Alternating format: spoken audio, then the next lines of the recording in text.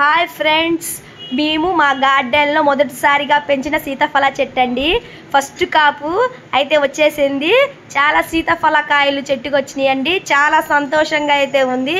వర్షంలో తడిచి ఫ్రూట్స్ చూడండి, చెట్టు చూడండి ఎంత గ్రీన్గా అందంగా కనిపిస్తుందో. మీకు కూడా మీ గార్డెన్లో ఏమైనా ఫ్రూట్స్ చెట్లు ఉంటే కామెంట్లో పెట్టండి. చూడండి లోపల కూడా చాలా కాయలు వచ్చేసినాయి. చూడండి ఎలా ఉన్నాయో. ఒక వారం రోజులకైతే పాకానికి వస్తున్నాయి అని మేము అనుకుంటున్నాము. చూడండి ఎంత బాగున్నాయో. చాలా చాలా కాయలు అయితే వచ్చేసినాయి.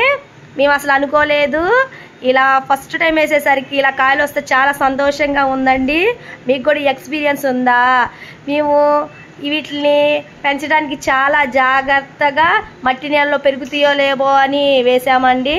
ఇలా ఫస్ట్ టైము కాపు అయితే దిగేసరికి చాలా హ్యాపీగా ఉంది. మా పిల్లలు అయితే చూస్తే వీటిని పీగేసేస్తారు.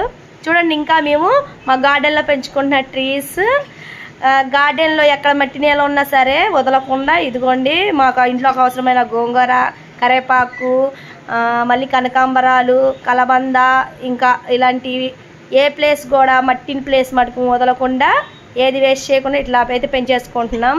మీకు మొన్న వీడియోలో చూపించిన జామ చెట్టు ఇదేనండి. దీన్ని కలకత్తా జామ్ అని అంటాము. దీని జామకాయలు చాలా ఎర్రగా తీయగా ఉంటాయండి. చూడండి ఈ జామకాయల్ని ఉడతలు, చిలకలు కూడా వదలకుండా తింటూ ఉంటాయి. ఇదిగోండి మల్లెపూ చెట్టు. ఈ మల్లెపూ చెట్టు చూడండి ఎంత గ్రీన్గా, ఇగో చూడండి మొగ్గలు అయితే వచ్చేసినాయి.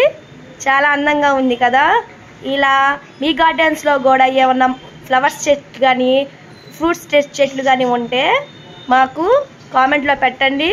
చూడండి ఎంత అందంగా ఉన్నాయో. వర్షం పడేసరికి వీటికి ఉండాల్సిన అందం కంటే ఇంకా అందం పెరిగిపోయింది కదండి.